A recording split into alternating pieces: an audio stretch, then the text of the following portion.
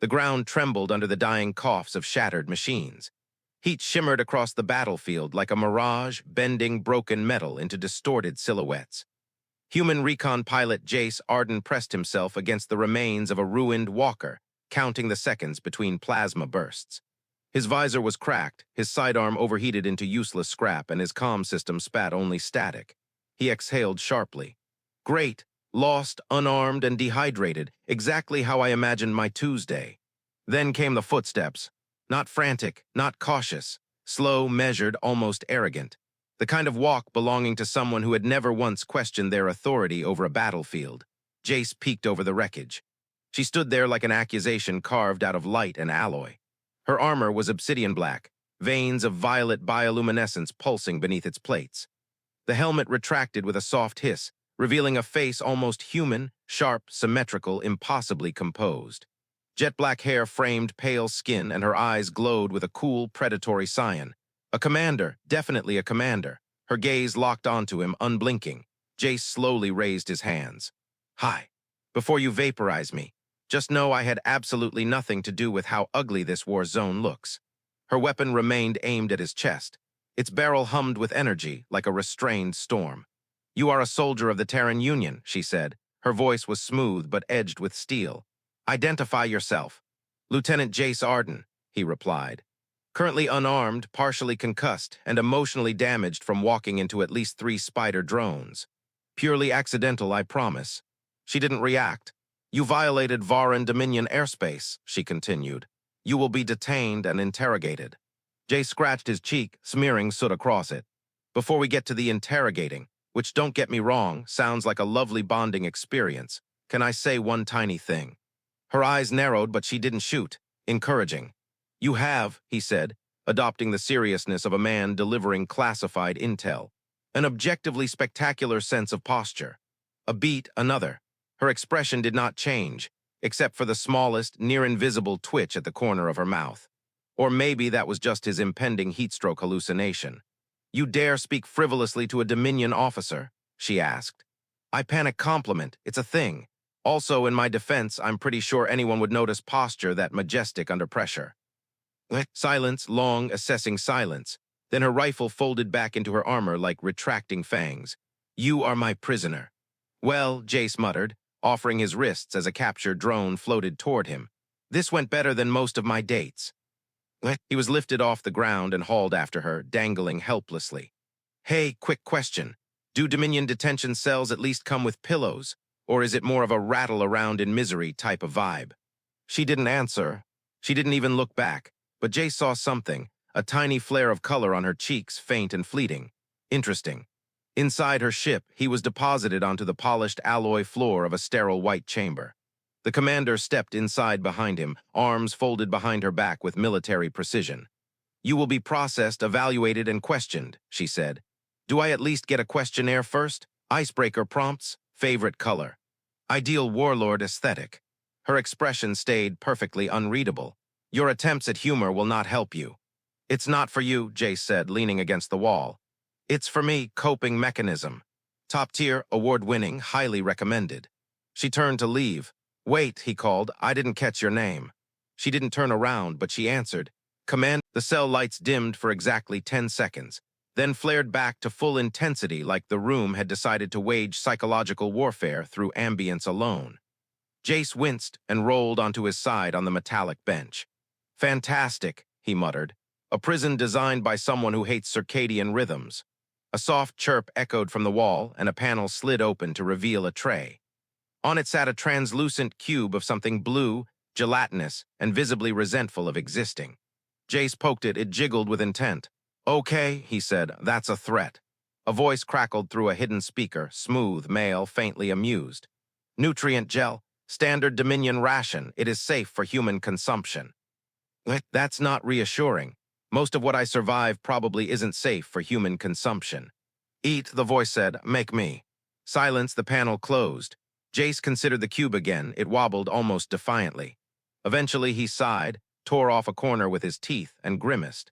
Tastes like someone tried to recreate citrus using a memory of disappointment. He was still chewing when the door slid open with a hiss. Commander Selin Varyn entered, no armor this time, just a fitted black uniform that somehow made her look more dangerous than full combat plating. Her posture was flawless, her gaze cool and cutting. Jace brightened. Selin, hey. Good news, the food only partially murdered my will to live.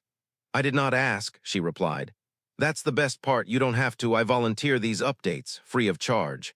She stepped closer, expression unreadable. You are to undergo formal questioning. Just so we're clear, Jace said, standing. Is this the part where you use mind probes or the part where you ask deeply personal questions like my middle name and whether I believe in astrology? It is an interview, she said flatly. Oh, that's almost disappointing. She didn't respond, simply gestured for him to follow. Two guards flanked them immediately, stiff and silent. Jace flashed them a grin. Morning, gentlemen. Love the matching scowls, very symmetrical. Neither reacted. Right, Jace whispered, tough crowd. Selin led them through curved corridors, illuminated by soft pulses of indigo light. The ship felt alive, humming with quiet power that vibrated underfoot. As they walked, Jace noticed her ears, a perfectly human shape but just slightly more sensitive in their movements, reacting to ambient noises with tiny, involuntary flicks. He filed that away as motion detection indicators. Very useful. So, he said casually, how many humans have you captured before? None. Oh, so I'm your first. He nodded approvingly. Important milestone. You always remember your first prisoner. Her steps faltered barely, but enough for him to notice. That is not relevant, she said. Oh, it's relevant to me. It means I'm unique, special, a collector's edition even. You misunderstand your position entirely. And yet I'm still walking beside you instead of being dragged. So I must be doing something right. The interrogation room resembled a meditation chamber more than a torture suite. Minimalist walls, a single silver chair, and a floating holographic console forming a faint halo of blue light. Selin gestured toward the chair. Jace eyed it suspiciously. It's not going to eject me into space or take a blood sample without permission, right? It is a chair, she repeated. So was the last thing I sat on before it launched me across a mining outpost with no pants. I've learned to be cautious. She folded her arms, an action that somehow made her look even more authoritative. Jace sighed dramatically and sat. Selin activated the console. A hum filled the room as his biometric data, service history, and a slightly embarrassing training photo he thought was classified all floated into view. Lieutenant Jace Arden, she stated. Terran Union reconnaissance. You entered Dominion territory in violation of the Neutral Accord. In my defense, the Neutral Accord is like 50 pages long, and I only read about 4. You are deliberately being difficult. I'm being charming, there's a difference. You are provoking me. No, this is flirting, subtle difference. She froze just for a heartbeat, then her ears flicked, that was new. This interrogation is concluded, she said abruptly. What, that's it? No invasive scans, no emotional stress tests. I practiced a whole monologue. You will remain in your cell until further notice. Can I request amenities? No. Air freshener? No. A window? No. Okay, but hear me out. She left, the door closed behind her with a sharp hiss.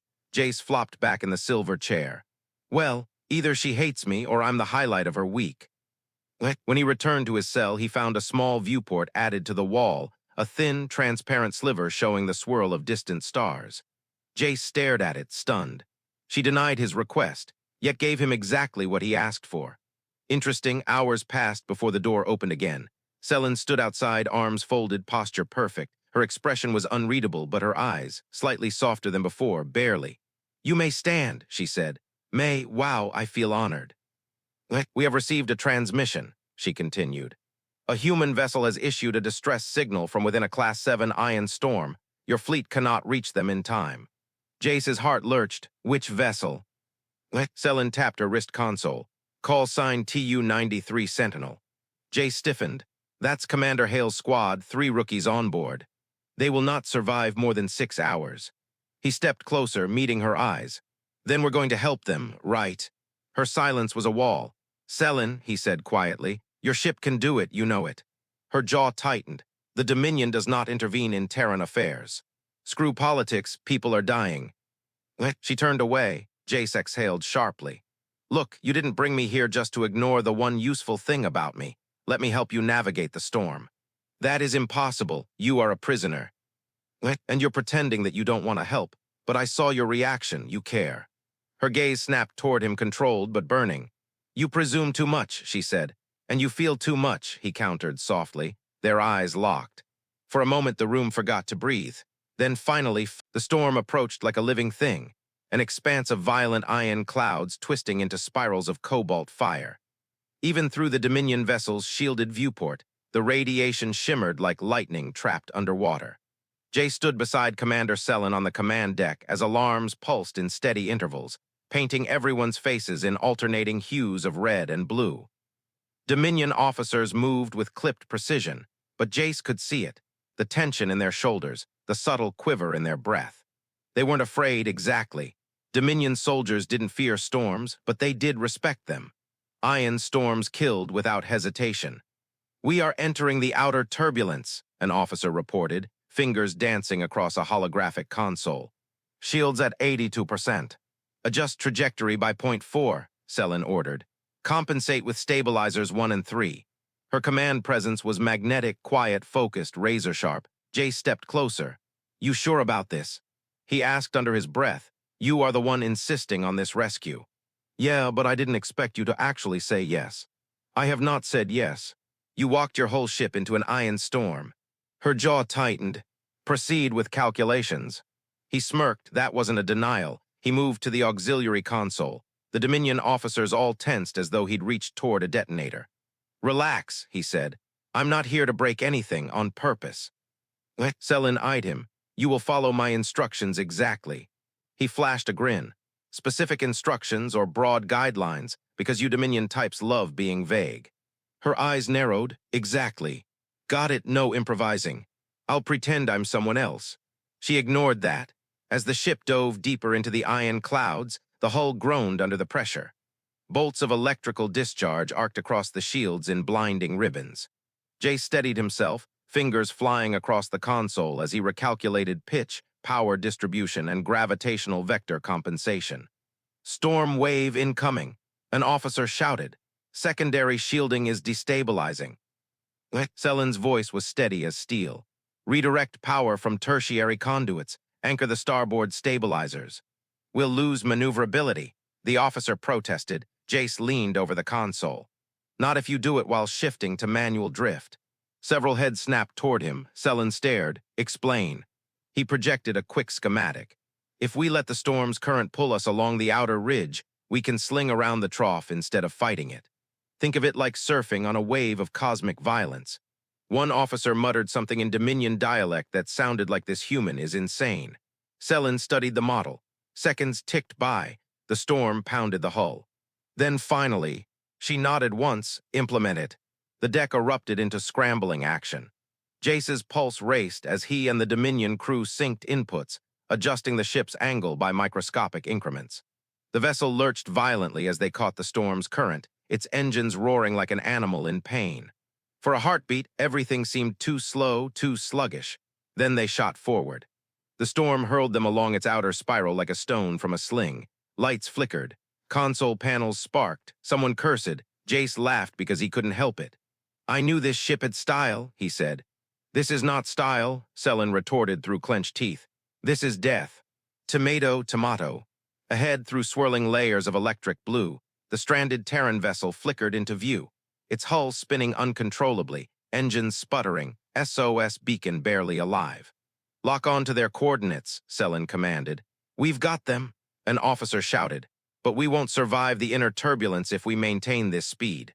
Jace stepped beside her. "Then we don't maintain it." Selin's eyes snapped to him. "Explain." He leaned over her console. "We slingshot again. Use the gravitational distortion pockets as anchors, hop between them like stepping stones. That is impossible to calculate manually. Good thing I'm not doing it alone." Their eyes met, stormlight reflecting in her pale blue irises. She inhaled once, sharply. "Assist him," she ordered her crew. Shock rippled through the command deck, but no one questioned her. Together, they mapped the distortions in real time. Jace adjusted the vector while Selin recalibrated the power grid, her hands moving with surgical precision. The ship bucked wildly, tossing two officers to the floor. A beam of electricity slammed into the shields, shaking the entire structure like a rattled cage. Jace gritted his teeth. Almost there. The Dominion ship lurched into the final gravitational pocket, momentum snapping into alignment. They burst through the last barrier of iron clouds, engines screaming, and suddenly, silence come. They were through. The Terran vessel drifted helplessly before them. Selin exhaled slowly, the tension in her shoulders easing by a degree. "We are in position," an officer reported. "Initiating docking tether." Jace let out a shaky laugh. "Told you this would work." Selin turned to him. Her expression was composed, but her eyes were different, warmer. "You are reckless," she said, bold. "Irresponsible. Flexible." She stepped closer. Jace had been back in his upgraded cell, complete with a narrow viewport and the constant hum of Dominion engineering, for approximately 10 minutes when the door slid open again. 2 guards stood outside, rigid as statues. One spoke, "You will accompany us." Jace blinked. "Already? Wow, I usually don't get summoned this fast unless I've broken something." "You have broken something?" the guard replied. Jace paused. "Define broken." The second guard gestured. "Move." He followed, more curious than concerned. If Selin had wanted him dead, she'd have done it with impeccable precision and probably very little cleanup. The walk through the ship was oddly familiar now, each corridor glowing with the Dominion's signature indigo pulse. They stopped outside the engineering bay. The moment the doors opened, Jace understood. Sparks, smoke, a partially dismantled coolant regulator lying on the floor like it had been through a messy divorce. And at the center of it all stood Commander Selin Varyn, arms folded, posture immaculate, irritation emanating off her in quiet, refined waves. Jace lifted a hand. "Before you say anything, I want it on record that the fire was not my fault." "There was no fire," she replied coolly. "Oh, then we're doing great." Her expression tightened. "Explain why you altered the coolant pathways." "What?" Jace said, bracing himself. "About that." He walked over to the exposed panel. "Your ship runs an outdated distribution design. Efficient, but it creates a heat bottleneck during ion stress. I made 3 minor adjustments to spread the load. You rerouted energy from a stabilizer into a secondary manifold without authorization. Those are words, yes. You could have destabilized the core. But I didn't. You could have. But I didn't." She inhaled sharply, the Dominion version of yelling. "You are reckless. Resourceful. Unpredictable. Adaptable." Her teeth clenched. "Stop redefining my accusations." "It's not my fault they all sound like compliments when you say them in that tone." Her ears flicked. She clearly regretted the evolution that had cursed her with such expressive features. Selin exhaled more calmly this time. "Despite your interference, the result improved efficiency by 12%. Jace brightened. "So you are thanking me." "I am not. You literally just." "I said despite. That is not gratitude." "Feels like gratitude." "It is not." "It feels a lot like it." "Enough." She turned sharply and walked toward a nearby console, her cape swishing with dignified menace. Jace grinned and followed. A Dominion officer entered, tall and narrow-eyed, carrying a datapad with the same energy as someone delivering terrible news. He handed it to Selin. She read the message, then closed her eyes briefly, an emotion so subtle Jace might have missed it if he wasn't obsessed with observing her. "What's wrong?" he asked. She didn't answer immediately. Instead, she dismissed the officer with a nod. Only when the room was empty did she speak. "The High Command has issued a directive. You are to be transferred to Terran custody." Jace blinked. "Already. You are not a Dominion citizen. Your presence aboard this vessel is irregular and politically sensitive. Also technically kidnapping." Her gaze sharpened. "You entered our territory illegally." "I tripped into it. There's a difference." She ignored that. "High Command orders are absolute. You will be escorted to the rendezvous point in 6 hours." Jace stared at her, not angry, not upset, just hollow. "So that's it," he said quietly. "I go home, and you go back to pretending you don't have emotions. My demeanor is irrelevant. Selin, come on after everything we just did. That storm run, saving Hale's squad, working together in engineering. You can't tell me none of that meant anything." Her jaw tightened. "You were a prisoner performing forced labor." "That's the most affectionate phrasing I've ever heard," he muttered, "really warming my heart here." She folded her arms. "Do not mistake temporary cooperation for connection." But it was connection. She stiffened. For the first time since he met her, she didn't have a ready retort.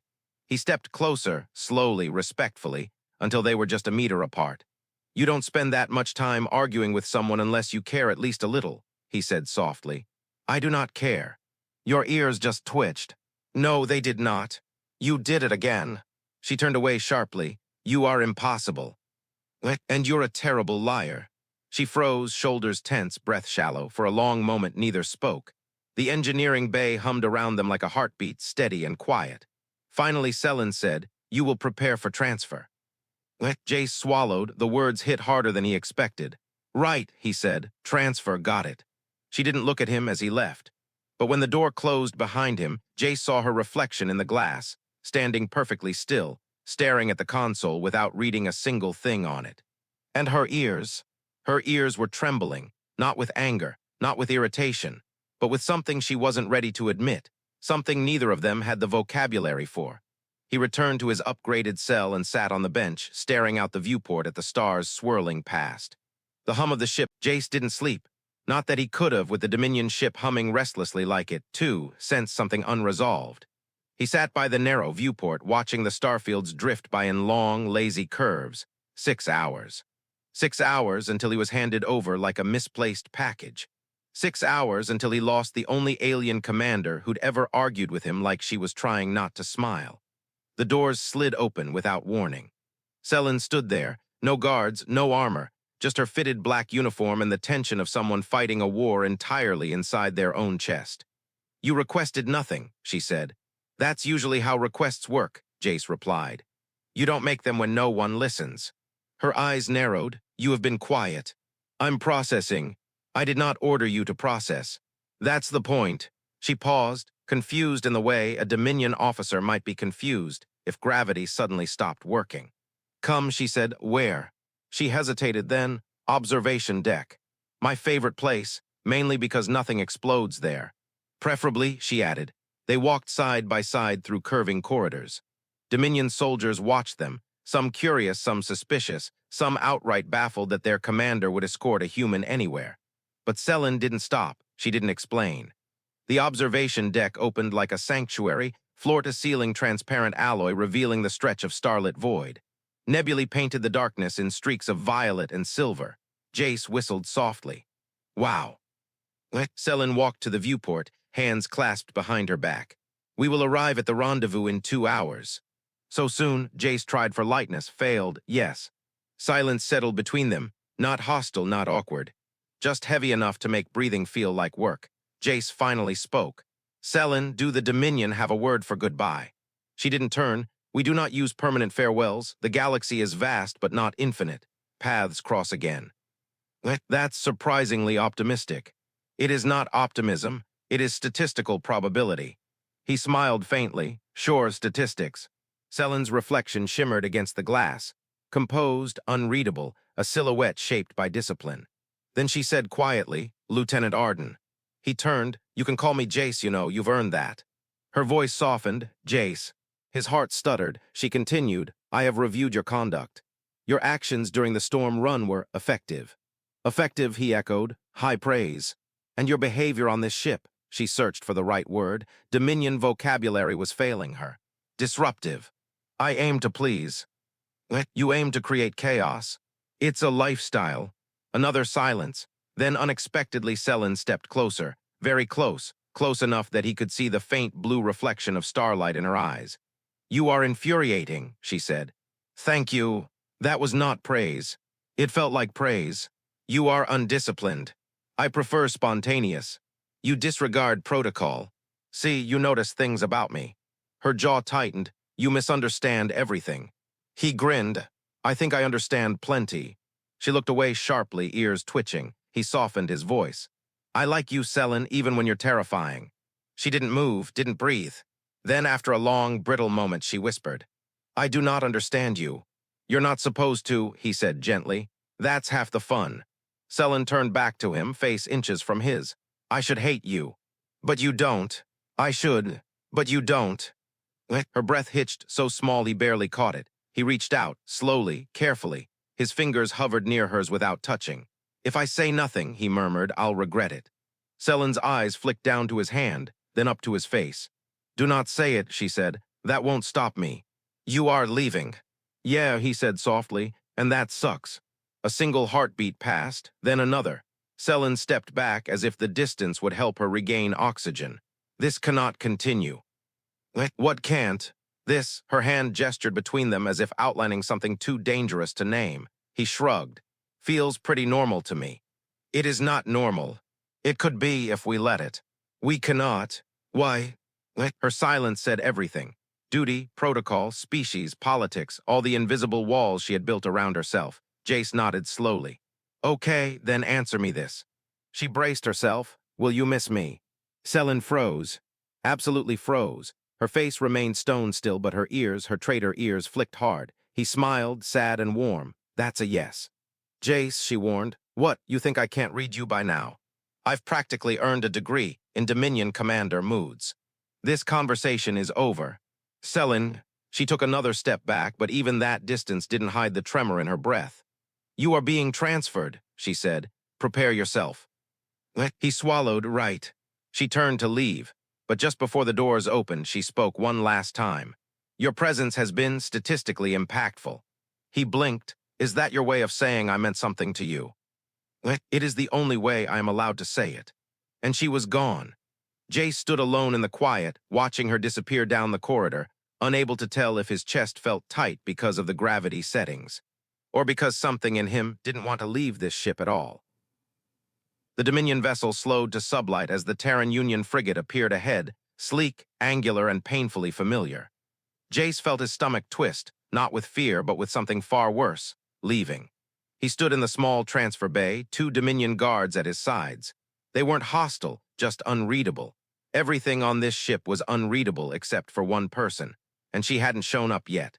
The docking clamps engaged with a muffled thud. Atmosphere equalized. A panel flashed green. Transfer corridor stabilized, one guard said. Proceed when ordered, said the other. Jace's chest tightened. Is your commander coming? Silence. Dominion soldiers were excellent at silence. He exhaled slowly. Yeah, I figured. The inner door hissed open, revealing the narrow corridor that connected the 2 ships, bright, sterile, undeniably Terran. He stepped forward.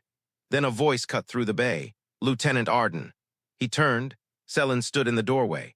Full armor this time, obsidian plates gleaming like polished onyx, violet lines pulsing with restrained energy. The helmet was off, tucked under her arm. Her eyes were steady, expression perfectly neutral. But Jace had learned to read the things she didn't say, and the things she didn't say were screaming. She dismissed the guards with a gesture. They left instantly, leaving the 2 of them alone in the echoing chamber. Selin approached, slowly, each step deliberate. You are prepared, she said. As ready as I'll ever be to leave the most confusing emotional experience of my life. That is not an official classification. It should be. Her posture tightened. Your people will want answers. Good luck to them, Jace said. I barely understand any of this myself. A flicker of something, irritation, amusement, grief. Crossed her eyes, she held out a small data pad. This contains your debrief transcript and a list of items confiscated upon capture. Jace took it. Great.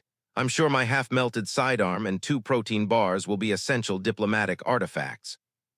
There is also a technical report. He blinked from me. Your suggested modifications. Jace's heart stopped for a second. You kept them. They were effective. He grinned. Admit it, you like my ideas. I tolerate them. That's practically affection in Dominion language. Her ears betrayed her again. A tiny flick, a tremor, a ripple of emotion she refused to voice. Jace stepped a little closer. You could come with me, he said quietly. The words slipped out before he could stop them. Selin froze, not dramatically, but with the subtle rigidity of someone whose entire operating system just encountered an impossible command. That is not allowed, she said. Since when do you care about allowed? Always. No, Jace said softly. Not always, not with me. Her breath caught, he pushed gently. We're not enemies anymore. We saved people together. We survived a storm together. We argued together. You talked to me. You listened to me. You fought with me and for me. That was circumstance. No, it wasn't, he said. You know it was. Selin's eyes glimmered. Not with tears, Dominion commanders didn't cry, but with the pressure of holding back something enormous. You cannot stay, she said. And you won't come, he murmured. It is impossible. Everything we did was impossible. She looked away sharply, jaw tight. Jace, do not make this harder. He stepped close enough that the blue sheen of her eyes reflected his face back at him. "I'm not trying to make it harder," he said softly. "I'm trying to make it real." Silence filled the bay, thick electric aching. Then Selin whispered, almost too quietly to hear, "I do not know how to keep you." Jace swallowed hard. "You don't have to, you just have to not let go." Her breath trembled, but then slowly, painfully, she stepped back. Duty reclaiming her spine, protocol reclaiming her voice. "You must go." Jace nodded, but his chest felt like it was collapsing inward. He turned toward the corridor, took one step, two. Then, just as he crossed the threshold, Selin's voice stopped him again. "Jace." He looked back. Her expression was finally unguarded. Not soft exactly, but open, stripped of every layer of military steel. "If you ever enter Dominion space again," she said, "I will arrest you." He blinked. "Is that supposed to be a threat?" "It is a promise." He smiled, small, sad, real. "Then I guess you'll have to catch me." Her ears flicked. It was the closest she would ever get to saying come back. He stepped into the Terran corridor. The door